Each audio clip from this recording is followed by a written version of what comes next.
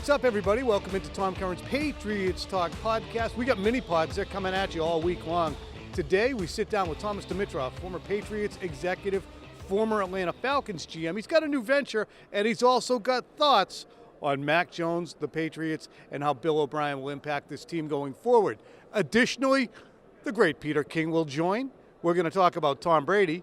We'll also talk some more about Tom Brady, and he and I will get into it as to whether or not Tom Brady, well, rewriting history a little bit is necessary, or can we just be grown-ups and realize that, yeah, things went sideways. But the happy ending doesn't have to be that they were always great together. The happy ending can be that they found common ground and hatchets were buried. Enjoy. Hey, looky, it's Thomas Dimitroff, former Patriots executive, longtime Atlanta Falcons GM. He's got a new venture. We're going to ask him about that. We're also going to get deep on Mac Jones, the Patriots, and some of the things that he's seeing for trends. But what are you up to right now? So I am working for a startup company. It's a roster optimization data analytic company. Think about this. I had thought all my life about I was going to be in football for the rest of my life. When things went down 2 years ago, I always thought, let me get involved with a startup. The startup came along, interestingly enough, a world-famous macro trader, Paul Tudor Jones, big financier guy, an expert in modern portfolio theory, came to me, asked me to be his domain expert and CEO of this budding company. Which is named Sumer Sports, S-U-M-E-R Sports, and it's all about roster optimization and analytics and how we're maximizing rosters for potentially our customers. So customers, and we'll get into this more deeply, but hopefully customers being around the NFL, maybe even college teams, arena teams, yes, et cetera. Mainly focused on the NFL right now. We have 2 pilot teams right now to date. Our final product will be ready in January of 24. We're rolling along. Look, the league is evolving. If you don't get on, you will be left behind. And I have really strong opinions about this. I really believe this augmentation tool can take the average GM to a good GM, the good GM to a very good GM, and honestly, the very good GM to a Hall of Famer. That sounds like I'm pitching. You should be. But it's I am. It's a freaking style, and you should be because, look, analytics, we do get into an avalanche of statistics and numbers, and we have a hard time as media sometimes, and probably as general managers, differentiating between which analytics really matter to your team. Yes. Like turning Mac this year, Jones, into a player who was leading the league in downfield air yards wasn't ideal for this team this year because they were low percentage passes, and it got you into 3rd and 8. And now you were hosed because you couldn't protect. So it's a really good point. Is that a kind of like look, there's to that point, I think in the league we let me put it this way, criminally underuse the data that's available to us. And it's one of the reasons, this is not black box, right? This is an idea of taking the data that's available to us and putting it into use to try to determine whether it's not just the coaches making their decisions on the field. It's about how you're going to put your roster together, how you're going to adjust in free agency, how you're going to approach the draft and potentially trade. The world is the oyster in people who have a really good grasp of data. And you can take, again, really good football people as long as they have an open mind. And that's something I always took a lot of pride in. Mm-hmm. Some people around the league don't have an open mind. They're really smart, but they don't have an open mind. They think it's going to muddy the waters. I think if you approach it in the right way, man, I just think you can take it to another level. That's great. Speaking of taking it to another level, the Patriots went to a different level in 2022, regressing in Mac Jones' second year. Obviously, Josh McDaniels goes someplace else. There's going to be a dip, but he wasn't replaced by offensive minds. Matt Patricia, Joe Judge step in as the offensive brain trust, and Bill was involved quite a bit as well.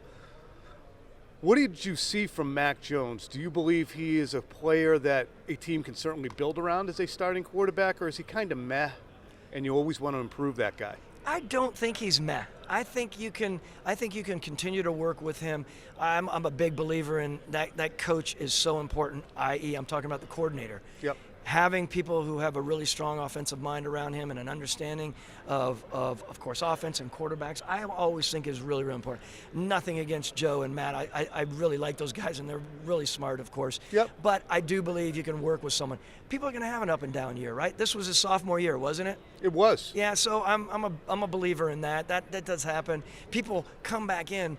We have massively intelligent D coordinators out there who will run roughshod over the next year when they have a full year under their, under their purview to watch and see how they can rattle someone like that. And I think you can continue to build with them.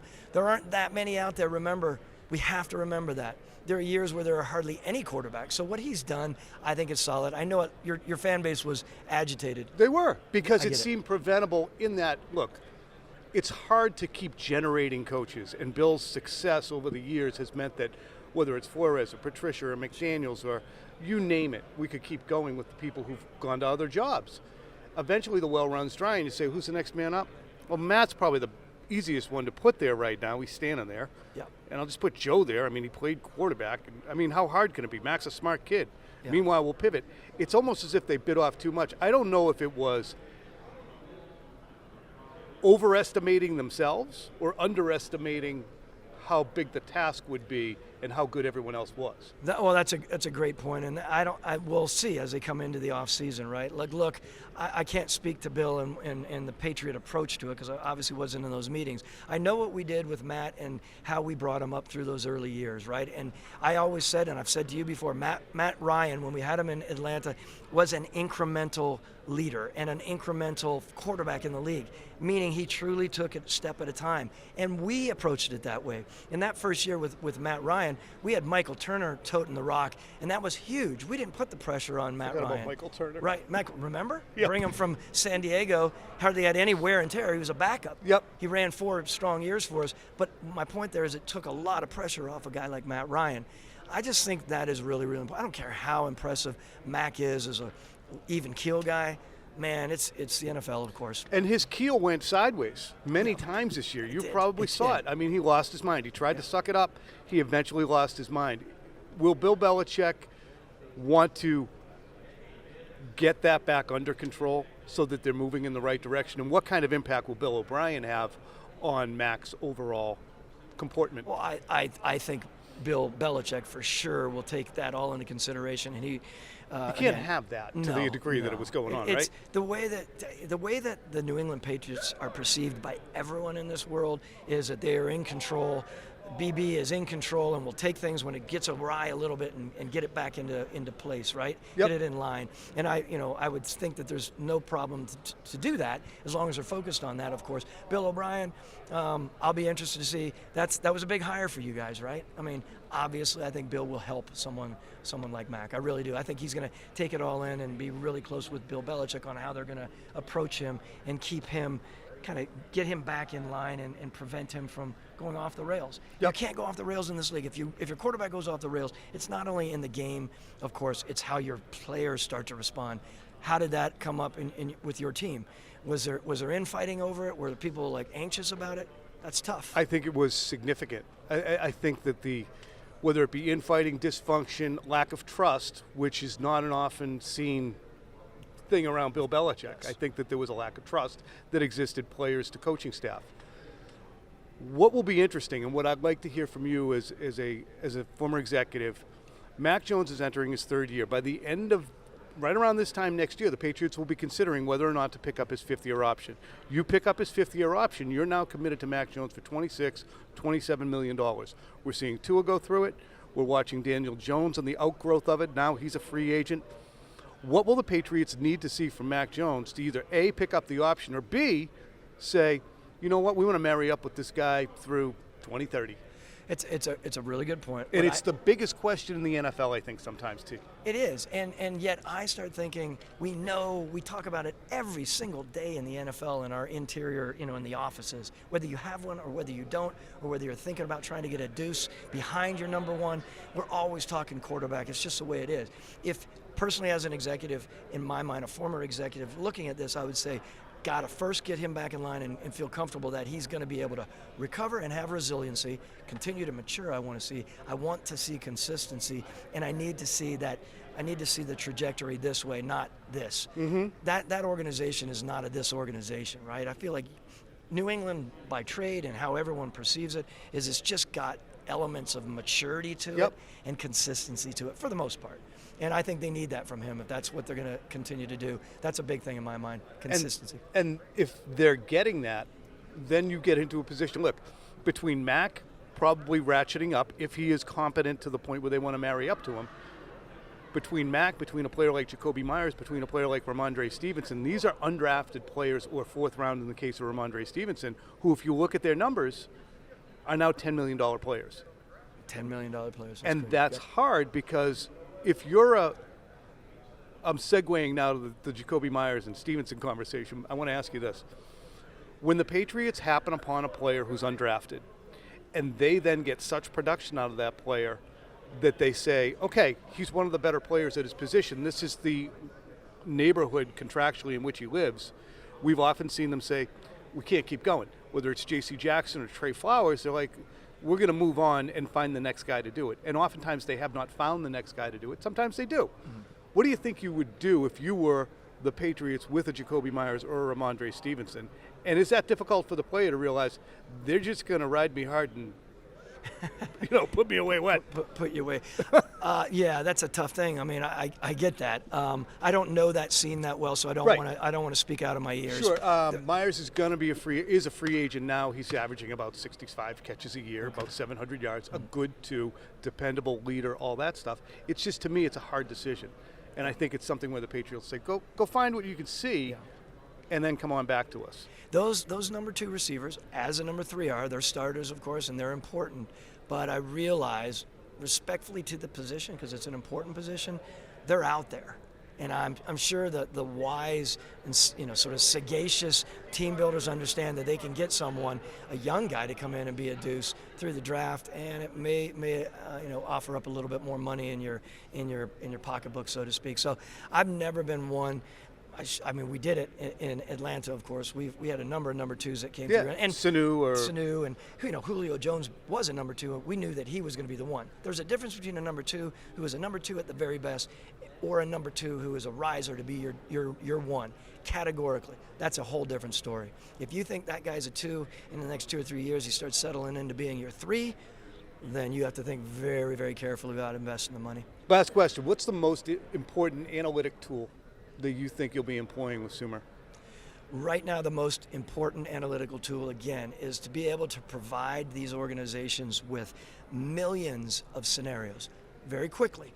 When I was working for the Patriots as well, but when I was working for the Falcons, I would present Arthur Blank, our owner, 10 or 12 scenarios through the offseason, right? And I thought I was... Now, those scenarios are not related necessarily to on-field performance. No, these scenarios were how we were going to build our team through free agency and through the draft. Conceptually, almost unfathomable. Sumer Sports and the algorithm that we have building has over 50 models. It's crazy. It can present millions of scenarios. Think about that. That now you have to be smart on how you're gonna pull it up, but millions of scenarios. And what Sumer Sports will do will take the top 3 or 4, or whatever you decide, top 3 or 4. And at that point, you'll decide, of those 3 scenarios, how does it compare with the New England Patriots scenario? And it's all about juxtapositioning, right, in our league. And I think it's a really good tool for that. Awesome. Hey, good luck with it. Let's stay in touch. Let's play some golf. Yes, we got it. I appreciate you. Thank you. All right, so there's your Thomas Dimitroff right there. Now we're going to bring in, Peter King. Here it comes. Hey, look, everybody, it's Peter King. The venerable and estimable longtime scribe. Nobody knows what estimable means, Tom. Stop. You're not on with Kay Adams anymore. You can't use those $100 words. All right. Has Tom Brady taken over the week? No. I mean, I don't think so. No. You think he has? I think he kind of ran Monday. I think he and Bill kind of ran Monday. I don't have a problem with it. I mean, it's I what don't happens. know. I mean, everything has such a short news cycle today that, as we record this on Tuesday, by late in the day today, that'll. And I also think, I had it's a mayfly situation. But I had one of the publicists for his movie with Sally Field and Lily Tomlin. And 80 for everything. Brady. We talked to the ladies. Yeah, and I'm happy the movie was made. I'm all that other stuff, but this guy called me, or he texted me last week, and he goes, "Hey, I'd really love you to do something on the movie. We'll do this." I said, "Man, I kind of feel a little Brady'd out." Yeah, You know, I got you. and honestly, it isn't. I have incredible admiration and regard for Tom Brady, but I just think at this point, I mean, I wrote 1,800 words in my column on Monday about Tom Brady retiring. At some point, I got to start writing and talking and doing other people. Yeah, that's basically what my entire audience says to me all the time. Yeah. But that being the case, I did think it was great, though, that he had Belichick That's on what I that wanted to thing. ask you. That was fantastic. Because, look, okay, so, Tom, I have a feeling that people really are not going to want to hear and they're not going to want to believe, because I think most people, 70% of the fandom in the 6 New England states, this is my gut feeling, being born in one of the New England states, Massachusetts, You have and everyone at the raised edge in of the their other seats. one, Connecticut, that I think I know a little bit about what it's like there. yeah, And I think that most people feel like Brady and Belichick are oil and water. There's some real hard feelings there on both sides, blah, blah, blah, blah, blah. One of the last times I had a good extended conversation with Brady was in his second year in training camp in Tampa. And we had this conversation that was almost all about the fact that how in his mind it was mistaken for this reason. There were some points. I'm going to stop you. Certainly, yeah. This is what he did yesterday a little bit, and you're doing the same thing now. And there is a lack of a grown-up approach, as if people can't deal with Yeah. and be adult enough to Yeah. accept that from 2014, when he drafted Garoppolo and talked about his age and his contract, through 2020, when he sat down in March and gave him one more shot to give him the contract he knew he wasn't going to get, Yeah. there was rancor, there was distrust, there was agitation, there was a level of dislike. All of that stuff can be present, and you can still say, but I friggin' love that guy. That's the point. That's the point. Because what I said to Brady that day, I said, you know what? When you were standing in Canton giving your acceptance speech in 20 years, I said, Bill Belichick is going to be in the front row. And at the end, and 2 or 3 times that weekend, he's going to give you a bear hug and he'll mean it. And I said, it'll be exactly the same way when he goes into the Hall of Fame. You will be in the first row. And he said, damn right. And I think that Damn rights. that is what I think people think it has to But- be one way. Yeah, but and it doesn't. Absolutely, both Yeah. can absolutely be true. Yeah. And I Yeah. and I heard Tom say, the media tried to tear us apart. They got bored with our success, and they tried to oversell the dysfunction. And that's really not what happened. Yeah. Yeah. It's really not what happened. We watched a 5-part documentary, Tom versus Time, enumerating his agitations Yeah. with Bill, and the fact that he was unappreciated, and the fact that he's getting rub downs in a suite because Bill said, no more Alex in the locker room. Yeah. In 2019, when he has a contract, he's saying, give me the 2-year, $50 million guaranteed contract Drew Brees got, we'll be all set. And when they don't do that, Yeah. even though he expected that to happen, he said, okay, we're done. We're done here. Can I just tell you one thing about, you just really prompted something in me. It's about football in general, but it's also about Belichick. Mm-hmm. After the comeback win against Atlanta in the Super Bowl, and I visited him in Montana and did a long interview with him, I'd say 8 to 10 minutes of our nearly 2 hours together was spent on his concept of football fitness and football strength and football pliability and all that stuff. And I only mention that because my belief is that a lot of, or I shouldn't say a lot, but some of the rancor at times probably was because Brady is saying, hey, look, after I tore my ACL in 2008, I've never been hurt. Right. Let me handle it. Well, let me handle it. And the agitation that came to Peter was what seeped through the locker room, which was Brady proselytizing more and more to, see, another good word. That's a great word. More nice. and more to his teammates of don't squat, don't do squats, look, you're not going to be a whip if you continue to do constraining, whether it be squats or don't do those. They're not going to make you a good football player. And Bill being Bill was, no, we squat. We squat, we run, we squat. And so that's where the fissure was. But also Brady is at the same time advancing his brand. Because after having won that 5th Super Bowl in 2016 in the fashion that he did, they said, now everything changes. And what that meant was, we're going to advance our brand. Yeah. And Belichick pushed back on that. So by the time 2017 rolled around, there was rancor, and it continued. So we don't need to put that toothpaste back in the tube. Yeah. We can look at it and say, oh, that's spilled. But look, we cleaned it up. And look where we are now. Yeah. I'm going to do this with you. Where is it? Yeah, Where's my little piece of paper? Hang on a minute. You dropped it. It fell from your crotch. That's the only thing that's ever done that. Okay. Barry Wilner, we're both friends of his. Yeah.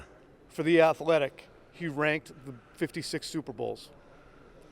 And this is the last portion of our program before I excuse you. These are where he put the Patriots Super Bowls. I was goggle-eyed at some of these. He put the 13-3 Super Bowl 53 at 54. That's okay. Yeah. I get that. He had the 24-21 win over the Eagles, Super Bowl 39 at 24. That's okay. Yeah, it was a close game, but you know. Yeah. But then he had at 19 the 32-29 Patriots-Panthers Super Bowl. And I think that's better than 19, yeah. It's a little low. But the worst, all due respect, you did this, Barry, I didn't. And the reason you did it was to prompt conversation, so here we are. He has 28-24 Patriots over Seahawks, Super Bowl 49 at 15. I think that's top Give me 10. the ones. Give me a couple above it. He had 35-31 Steelers Cowboys higher. That game was only that close because of a late touchdown. That was number 1. Number 2 was Rams Titans. Wait a minute. What was number 1? 35-31. It's like 1978. That was.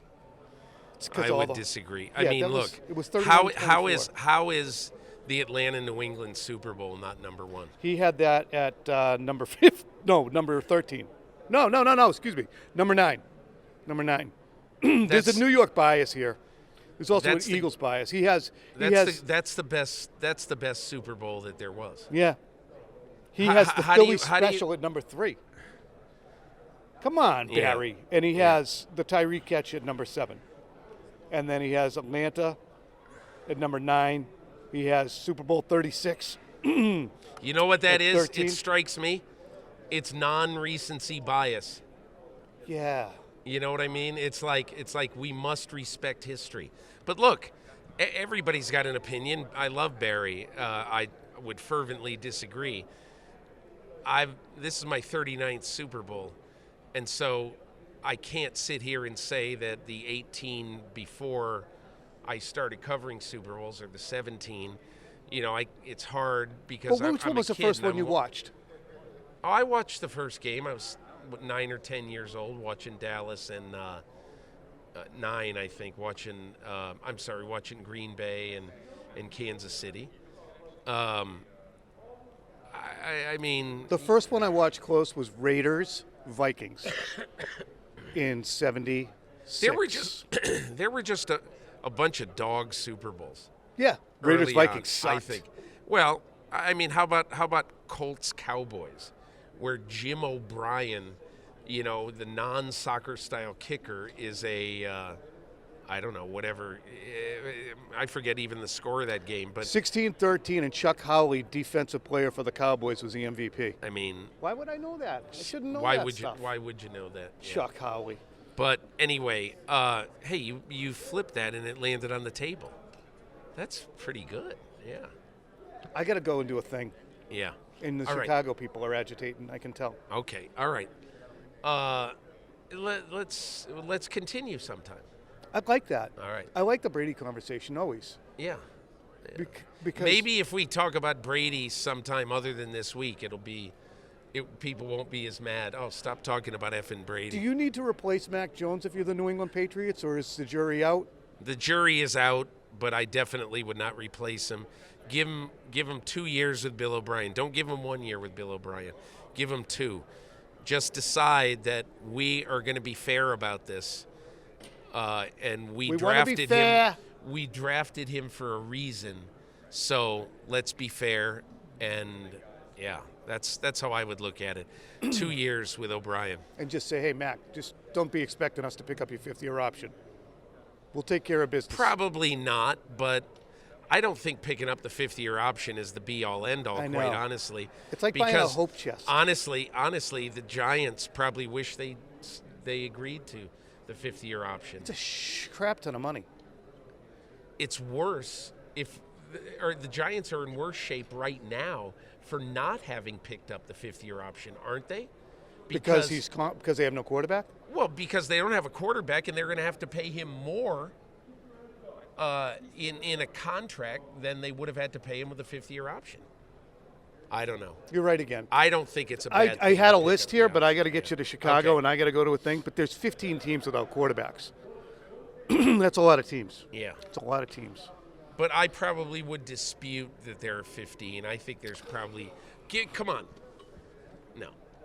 Here's because here's my point about 15 and 10 and all that, because just let me see. I got to kick you out. I got LeGarrette Blount over here. Okay, all right. Yeah, the Niners don't need a quarterback. They're playing Brock Purdy happily. Okay, hey, listen. Let's see that smirk 1 year from now when Brock Purdy goes 11-6, and he's the 9th-rated quarterback in the NFL. Coming in. Yeah, sorry. All right. Thank you. All right, we got quick slants tonight. Kay Adams and myself will be on television. Coming back to you, of course, we'll be on Early Edition, Phil and I, for an hour-long show beginning at 6:30 Eastern Time. And Phil has the Next Pats podcast where he sits down with LeGarrette Blount. Yeah, that's right. LeGarrette Blount. And talks all things Patriots. He's a good guy, and Phil's a good guy, too. And you're good people. Goodbye.